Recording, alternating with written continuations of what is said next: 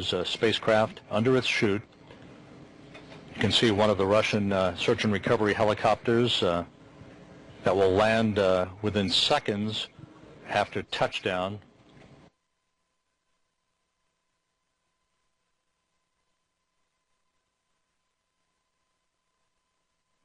And standing by for touchdown.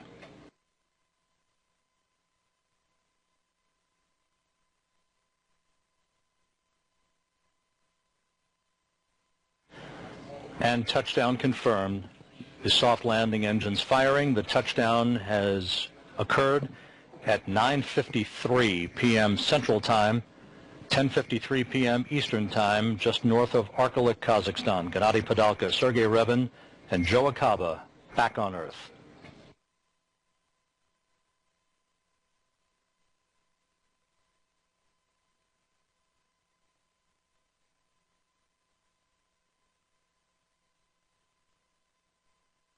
The first all-terrain vehicles and other recovery personnel are now in the process of making their way toward the capsule, and you'll be seeing the helicopters beginning to land as well as the process of safing the vehicle and extracting the crew gets underway. Once again, the Soyuz TMA-04M, a tried-and-true vehicle operating perfectly from the time it launched back on May 15th to carry Padalka, Revin, and Acaba to the International Space Station, returns home this evening for a bullseye landing at 9:53 p.m. Central Time, 8:53 a.m. Kazakhstan time on Monday morning.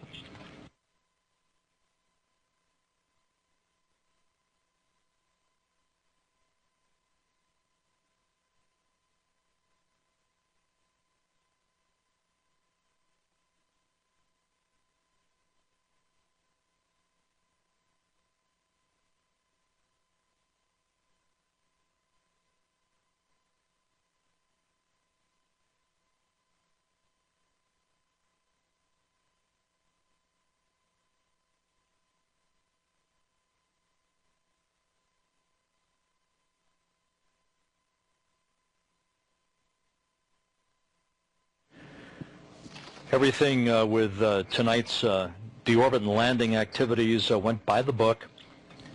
The two crews, the departing crew of Padalka, Revin, and Acaba, said farewell to Sonny Williams, the new space station commander, Yuri Malenchenko, and Aki Hoshide. They said farewells at 12:30 p.m. Central Time, some 8.5 hours ago. Hatch closure was marked at 3:12 p.m. Central Time as Padalka, Revin, and Acaba made their way inside the Soyuz vehicle, closed the hatch, and began the process of leak checks to ensure a tight seal between the Soyuz and its docking port at the Poisk module on the space-facing side of the Russian segment of the International Space Station. The crew climbed into their launch and entry suits, the Sokol suits, with undocking occurring over Nairobi, Kenya at 6:09 p.m. Central Time, 7:09 p.m. Eastern Time. The separation burn opened up a rate and a distance between the Soyuz and the International Space Station, ultimately of about 12 kilometers for the deorbit burn that got underway on time at 8:56 p.m. Central Time. It was a 4-minute, 16-second retrograde firing that enabled the Soyuz to begin its slide out of orbit for its entry back into the Earth's atmosphere. All of the entry milestones were accomplished on time, setting the stage for landing that you saw just a moment ago at 9:53 p.m. Central Time, 10:53 p.m. Eastern Time, just north of the town of Arkalyk.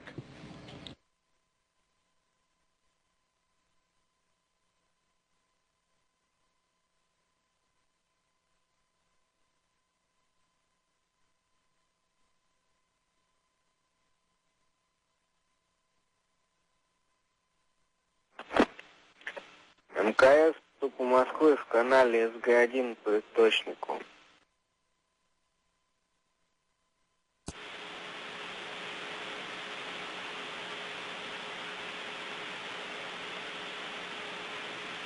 Отвечаю, МКС. Yes, this is station. Go ahead.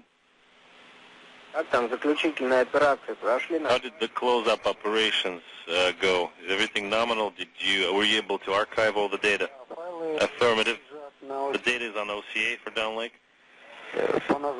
Same name as the radiogram number. И все остальное. Everything else has been completed. Everything's been stowed.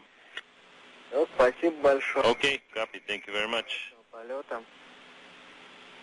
Have a great rest of your mission and take care. Yes, thank you for your support as well. This is Mission Control Houston. The reports from the landing site indicating that the Soyuz, in fact, did tip over on its side, not an uncommon occurrence. Some land upright, some do tip over either because of winds or the angle of the actual touchdown.